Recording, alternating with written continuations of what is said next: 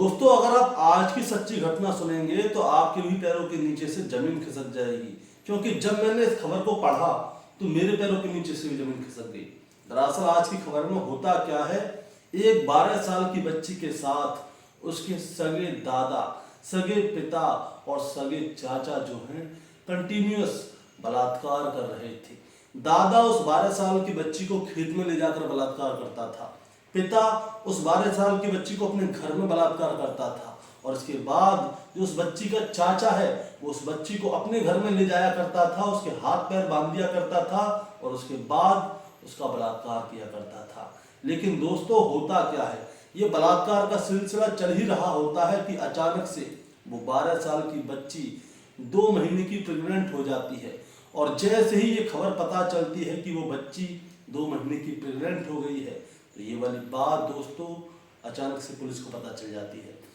और जब पुलिस के सामने वो बच्ची सारी बात बताती है तो दोस्तों पुलिस वाले भी इस घटना को सुनकर हैरान हो गए थे। दोस्तों, ये घटना मैं आपको भी सुनाऊंगा, लेकिन शुरू करने से पहले मैं बस आपसे यही कहना चाहूँगा कि अगर आप मेरे चैनल पे नए हैं तो चैनल को सब्सक्राइब कर दीजिएगा, ताकि रोजाना शाम को 8 बजे मैं आपके लिए एक सच्ची घटना की कहानी लेकर आ सकूँ। नमस्कार दोस्तों, मैं गौरव शर्मा, आप देख रहे हैं गौरव शर्मा सफर। दोस्तों, आज की जो सच्ची घटना मैं आपको सुनाने जा रहा हूँ, ये सच्ची घटना शुरू होती है उत्तर प्रदेश के औरैया जिले से। और औरैया जिले में थाना पड़ता है बिधूना थाना। 27 दिसंबर 2024 की दोपहर लगभग 2 बजे का समय है।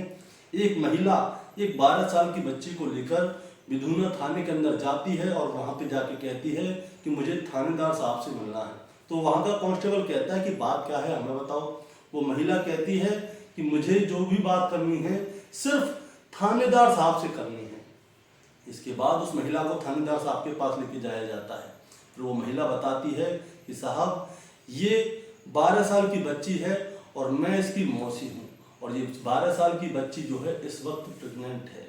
अब जैसे ही वो महिला ये वाली बात बताती है कि वो बच्ची प्रेग्नेंट है तो वो थानेदार भी चौंक जाता है कि बच्ची 12 साल की है और ये प्रेग्नेंट है, मतलब क्या है, कहना क्या चाहती हो।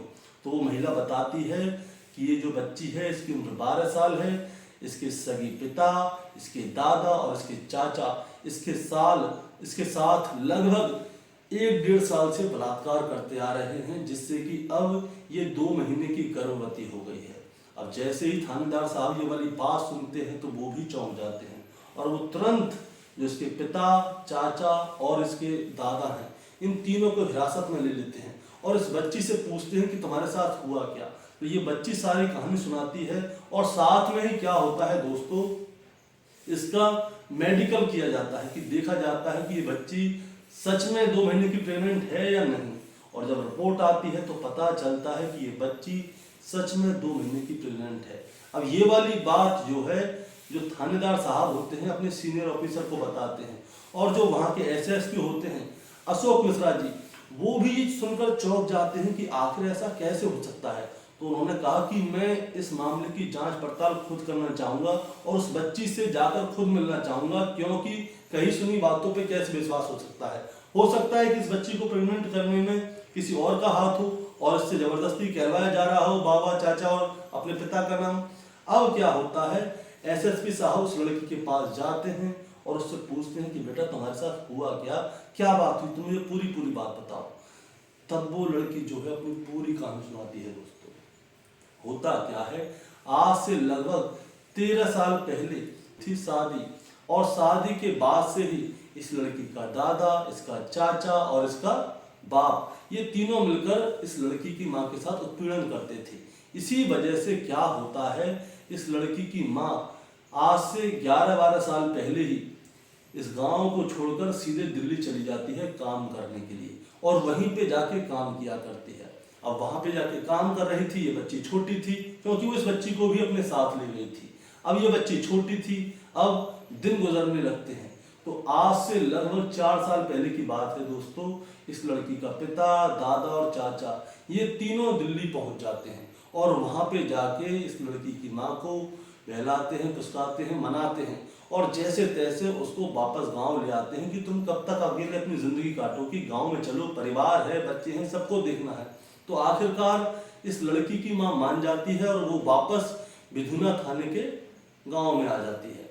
अब 4 साल पहले जो है इसकी माँ इस बच्ची को लेकर आ गई थी।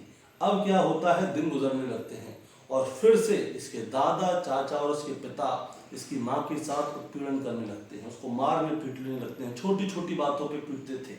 अब होता क्या है, इधर तो इसकी माँ के साथ गलत काम हो रहा था, मारपीट हो रही थी, इधर एक दिन क्या होता है, जो इसका पिता होता है, इसकी माँ घर पे नहीं होती, इसका पिता घर पे होता है और ये बच्ची घर पे होती है।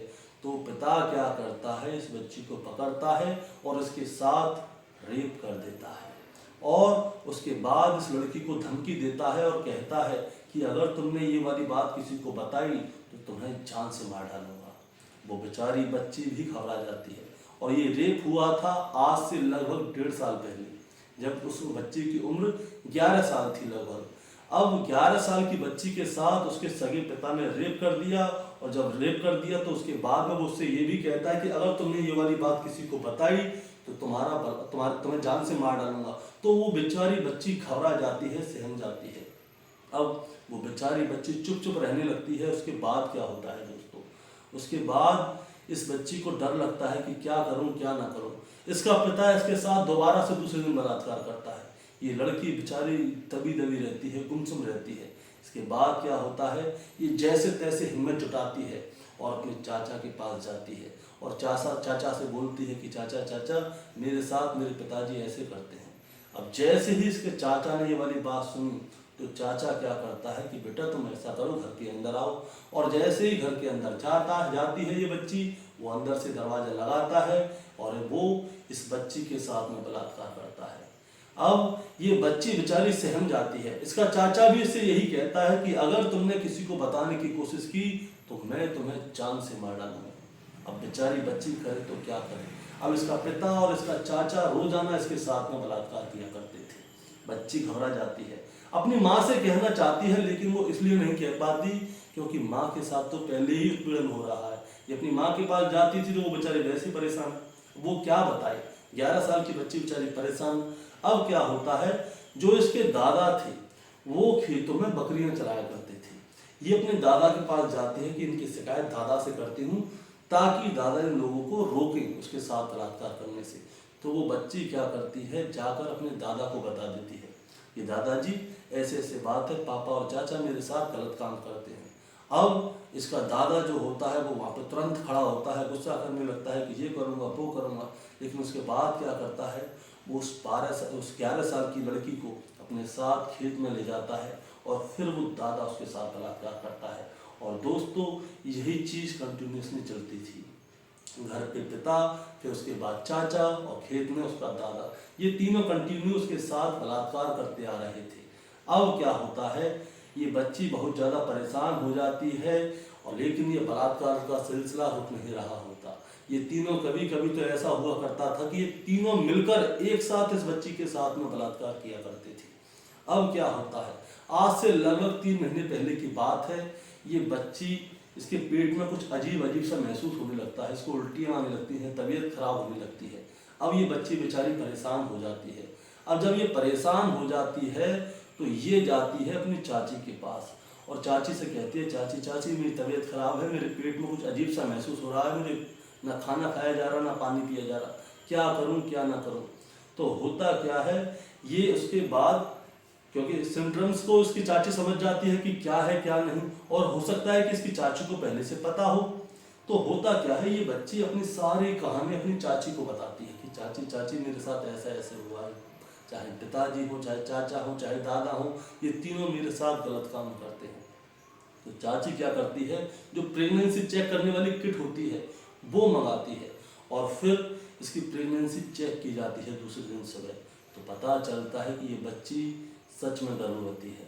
अब वो चाची कहती है कि तुम घबराओ मत, बहुत सारी दवाएं ऐसी आती हैं जिससे कि ये सब कुछ ठीक हो जाएगा, तुम घबराओ मत। मतलब कि इसकी चाची ने इसका साथ नहीं दिया बल्कि उस गुनाह को दबाने की कोशिश की।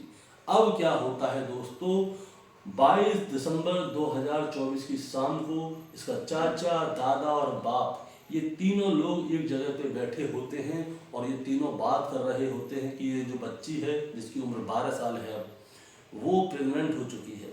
अगर गांव में किसी को ये वाली बात पता चल गई तो हमारी बदनामी हो जाएगी और गांव वाले हमें जिंदा नहीं छोड़ेंगे। अगर ये बात दबानी है तो उससे पहले ही इस बच्ची को जान से ख़त्म करना होगा।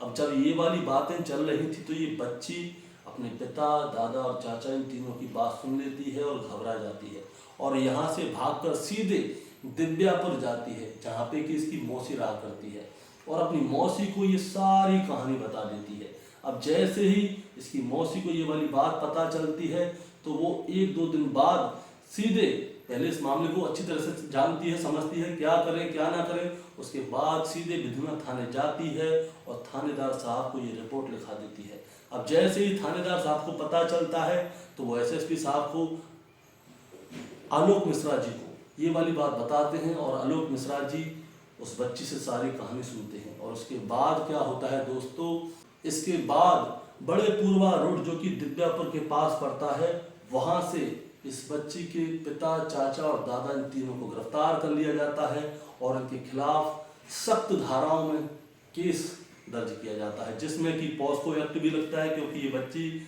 उम्र से 18 साल से कम है। और इस बच्ची को डराया धमकाया जाता है, मतलब कि इन तीनों के ऊपर अच्छी दफाएं लगी हैं और इतनी दफाएं लगी हैं कि ये बार बार जेल ही जाते रहेंगे। अब क्या होता है दोस्तों, इसके बाद इन तीनों के मामले के बारे में इनके गांव में पता चलती है कि ये तीनों लोग यानी कि बाप, चाचा और दादा, ये तीनों मिलकर अपने 11 साल की बच्ची के साथ बलात्कार करते थे। तो गांव वालों को क्रोध आ जाता है और वो सभी लोग थाने पर पहुंच जाते हैं। वो ये नहीं चाहते थे कि ये लोग तीनों जिंदा रहें और वो गांव वाले इन तीनों को जान से मार डालना चाहते थे। लेकिन जो थानेदार साहब हैं और पुलिस हैं, वो लोग गांव वालों को समझाते हैं, बुझाते हैं और वहाँ से जैसे तैसे वापस करते हैं। और दोस्तों उसके बाद इन सबको जेल भेज दिया जाता है।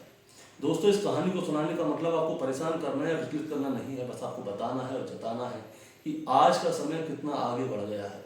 होता क्या है, हम लोग क्या करते हैं, रील देखते हैं, विदेशी लोगों को देखते हैं, तो वहाँ पे क्या होता है, जो विदेशी लोग हैं ना, अपनी बच्चियों के साथ में गलत नहीं करते। एक कुत्ता भी होता है ना, जिसके छोटे छोटे पिल्ले हो जाते हैं और जो पिलिया बड़ी हो जाती है, वो कुत्ता भी अपनी जो पैदा हुई पिलिया है उसके साथ में गलत नहीं करता। लेकिन ये लोग उस कुत्ते से भी गए बीते निकले।